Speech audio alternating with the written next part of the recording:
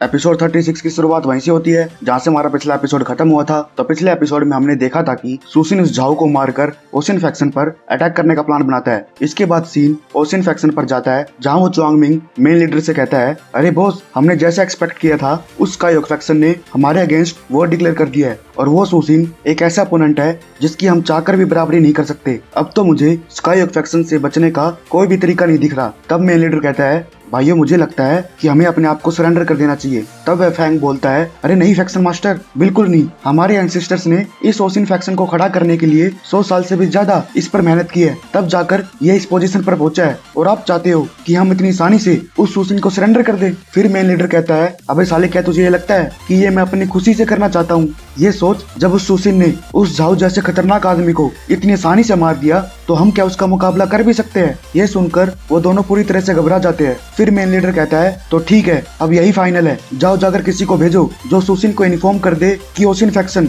अपनी इच्छा से सरेंडर करने के लिए तैयार है। हम अपने लोगों को ऐसे मौत के मुंह में नहीं झोंक सकते। फिर इसके बाद बताया जाता है सुसिन के ओशियन फैक्शन को टेक ओवर करने के बाद स्काईवॉक फैक्शन ने 11 सिटीज पर अपना फुल कंट्रोल पा लिया है और अपने 30,000 लोगों के साथ वो स्काईवॉक फैक्शन इस चाइनिंग सिटी का सबसे स्ट्रॉन्गेस्ट फैक्शन बन गया है और अब वो दिन दूर नहीं कि वह उन 4 गिल्ड्स को भी सरपास कर लेगा। लेकिन सुसिन का मिशन अभी भी चाइनिंग सिटी को डोमिनेट करने का है, इसलिए उसे पूरा करने के लिए उसे सभी लोगों की मान्यता जरूरी है। फिर इसके बाद सीन ड्रैगन बैंक्वेट पैवेलियन पर जाता है। वहाँ वो मैंग उस गोंग से पूछता है, अरे भाई गोंग, ये बता आखिर उस सुसिन ने हम सबको यहाँ किस पर्पज के लिए इकट्ठा किया है? तब वह योंग कहता है, अरे भाई मुझे क्या पता क्यों इकट्ठा किया है, और तेरे से थोड़ा इंतजार नहीं होता? एक बार वो तेरा बाप आ जाए फिर उसी से पूछ लियो। फिर वह मैंग कहता है, उस साले सुसिन की इतनी हिम्मत कैसे हुई जो मुझे इंतजार करवा रहा है? तभी सुसिन की बाहर से आवाज आती है, अरे झोपड़ी के मैंग, थोड़ा सा इंतजार नहीं कर सकता? घड़ी जल्दी है जान की। फिर इसके बाद सुसिन कुछ किताबों को लेकर हॉल में एंट्री करता है। तब वो मैंग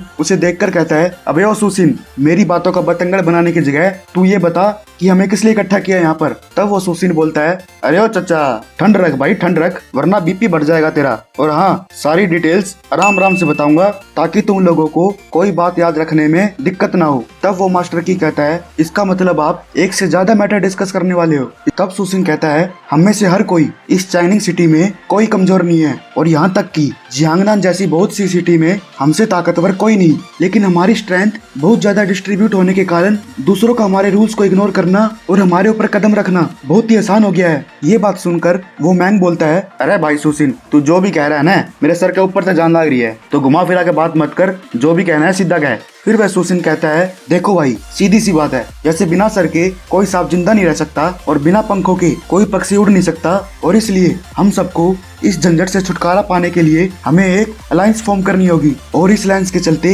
कोई भी आउटसाइडर हमसे पंगा लेने से पहले 100 बार सोचेगा। इतनी बड़ी स्पीच सुनने के बाद वो तीनों गिल्ड मास्टर उसका मुंह ताकने लग जाते हैं। पर वो मैंग हंसते हुए कहता है, अबे ओ सुसिन, इसका मतलब तो तू हमसे इनडायरेक्टली इस अलायंस का लीडर बनने की पूछ रहा है? तब सुसिन कहता है, अरे भाई मैंग, बहुत बढ़िया, ईब की बार तो तू जमा बढ़िया डाल समझ गया। फिर इसके बाद सीन उस टियान पर जाती है जिसे मेरे हिसाब से अभी भी कुछ पल्ले नहीं पड़ा, पर उसकी बातों को सुनकर वह यांग बोलता है, फैक्शन मास्टर सू, मुझे आपके अलायंस फॉर्म करने के आइडिया से कोई दिक्कत नहीं है, लेकिन हम इस अलायंस को बिना लीडर के फॉर्म करना चाहते हैं क्योंकि इसकी वजह से शायद हमारे सेनाओं के बीच तनाव पैदा हो सकता है। फिर सुसिन कहता है, हाँ भाई, बिल्कुल सही कहा। फिर वह मास्टर की कहता है, अरे भाइयों, हमें इस अलायंस लीडर के इलेक्ट करने के मैटर को इतने हल्के में नहीं लेना चाहिए। फिर सुसिन अपनी सीट से खड़ा होकर बोलता है, देखो भाइयों, जल्दी से फैसला लेने का कोई मतलब नहीं है यहाँ पर अगर मैं इस अलायंस का लीडर बनता हूँ तो यकीन मानिए कि आप सभी को बहुत ज्यादा बेनिफिट्स होने वाले हैं और मैं आप हर एक को 500 मिलियन सिल्वर्स दे सकता हूँ।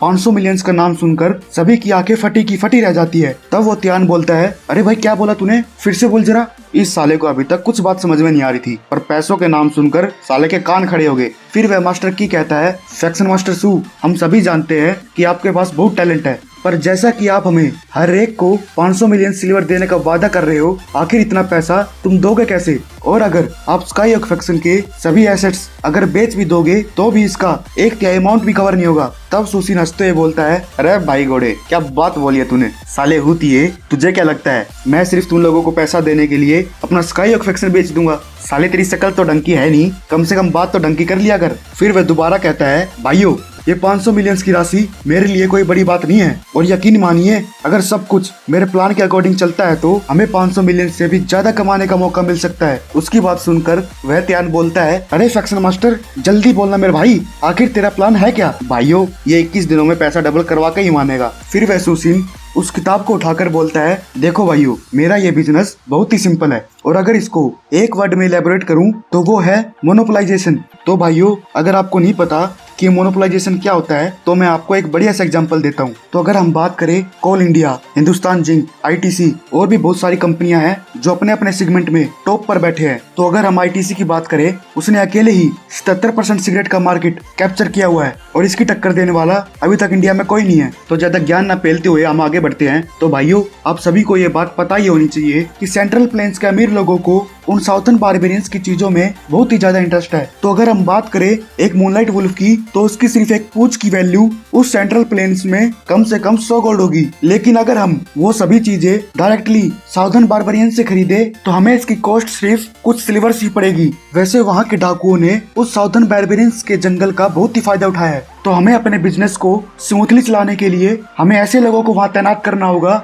जो किसी भी सिचुएशन को आसानी से संभाल ले, और हमें उन लोगों को भी पैसे देने की जरूरत है जो वहाँ सामान लेने के लिए जाएंगे। और सबसे इम्पोर्टेंट बात, हमें किसी भी मटेरियल्स की शॉर्टेज ना हो जाए, इसलिए मैंने ऑलरेडी ही अपने लोगों को वहाँ का सारा सामान खरीदने के लिए भेज दिया है। और अगर वो साउथर्न बारबेरियंस के टॉप लीडर अगर सामान देने की मना करते हैं तो हम उन्हें मार्केट प्राइस से 5 गुना ज्यादा पैसा ऑफर करेंगे। और इसके बाद जब सभी मर्चेंट्स बिना रेयर मटेरियल्स के जब अपना सोर्स ऑफ इनकम खो देंगे तो एट द एंड उन्हें गिव अप करना ही होगा, और उसी समय हम इस सेक्टर में मोनोपोली अचीव कर लेंगे। और सबसे इम्पोर्टेंट बात, अगर उनमें से कुछ मर्चेंट्स फिर भी गिव अप नहीं करते हैं तो हमारे लोग काफी है उन सबसे डील करने के लिए। ये सब सुनकर वह मैंग बोलता है, उन साउथर्न बारबेरियंस के चीजों की वास्तव में मार्केट में बहुत ज्यादा डिमांड है, और अगर ये सभी चीजें वैसे ही चले जैसे सुशील सोच रहा है तब मैं कुछ ही वक्त में बड़ी आसानी से बहुत ही ज्यादा पैसा कमा सकता हूँ। फिर वह गोंग कहता है, तो ठीक है फैक्शन मास्टर सू, जब आपने हमें ये प्लान बता ही दिया है तो हम ये रिस्क लेने के लिए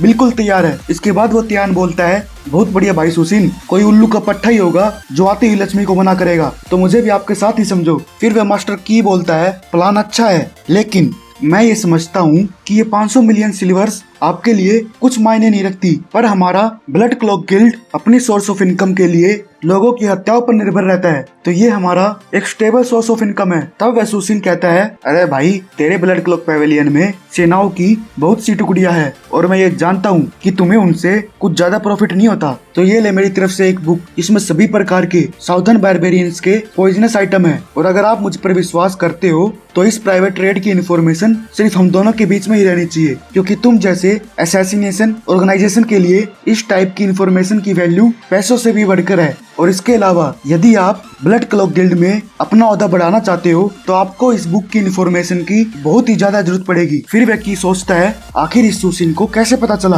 कि मेरे कल्टीवेशन के बेस पर मेरा ब्लड गिल्ड पेवेलियन का ऑफिशियल मेंबर बनना बहुत ही इम्पॉसिबल है। फिर वह उस बुक को देखकर सोचता है, अगर मैं अपने लोगों के साथ मिलकर इस टाइप की इन्फॉर्मेशन को इकट्ठा करूं तब भी मेरे लिए इतने शॉर्ट टाइम में इन्फॉर्मेशन इकट्ठा करना बहुत ही मुश्किल है, और अब मैं इस इन्फॉर्मेशन के बिहाव से आसानी से ब्लड क्लॉक पेवेलियन का ऑफिशियल मेंबर बन सकता हूँ। ये सब सोचने के बाद वो बोलता है, आपका बहुत बहुत धन्यवाद फैक्शन मास्टर सू, मैं तो अब चाहकर भी इस ऑफर को बिल्कुल भी रिजेक्ट नहीं कर सकता, तो फिर अब आप हमें अपने साथ ही समझिए, इसलिए मैं आपको अलायंस लीडर के रूप में एक्सेप्ट करता हूँ। इसके बाद वह गोंग और तियान दोनों भी सुशील को अलायंस लीडर के रूप में वोट करते हैं। फिर वह उस मैंग की तरफ देखकर बोलता है, तो हाँ भाई मैंग, तेरा क्या ख्याल है? फिर इसके बाद मैंग को दिखाया जाता है जो उसको घूरे ही जा रहा था। फिर तभी वह निंग आकर बोलता है, बड़े भाई अगर आज आपने इसे वोट नहीं दिया तो ये ट्राई लाइट गिल्ड इस चाइनिंग सिटी में सबसे वीक हो जाएगी, और हमारे अलावा सभी गिल्ड्स मोटा पैसा छापेंगे। फिर वह मैंग ना चाहते हुए भी उसे ग्रीट करते हुए कहता है, तो ठीक है फैक्शन मास्टर सू, तो हम आपको एज द अलायंस लीडर घोषित करते हैं। इसके बाद वह सुशील अपनी गद्दी पर विराजमान होकर बोलता है, तो ठीक है, तो आज के बाद मैं अलायंस लीडर के तौर पर आपका नेतृत्व करूंगा, और हाँ, उस साउथर्न बारबेरियन से बिजनेस करने के लिए वो आइडेंटिटी टोकन मेरे आदमी के थ्रू आप सभी को पहुंचा दिया जाएगा। और एक और इम्पोर्टेंट बात, ये मत कहना कि मैंने आपको चेतावनी नहीं दी, ये जो भी चीजें आपको दी जा रही है उन सब की कीमतें अच्छे से कैलकुलेशन करके डिसाइड की गई है, और अगर इसके बाद कुछ गलत होता है और आप लोग इनमें से किसी की कीमत बदल देते हो तो झोपड़ी वालों आप सभी लोगों से रिक्वेस्ट है इसका ब्लेम मुझ पर लगाने की कोशिश भी मत करना, वरना तुम तो मेरा नेचर जानते ही हो। तो गाइस इसी के साथ हमारा एपिसोड समाप्त होता है। फिर मिलते हैं नेक्स्ट एपिसोड में। अच्छा है।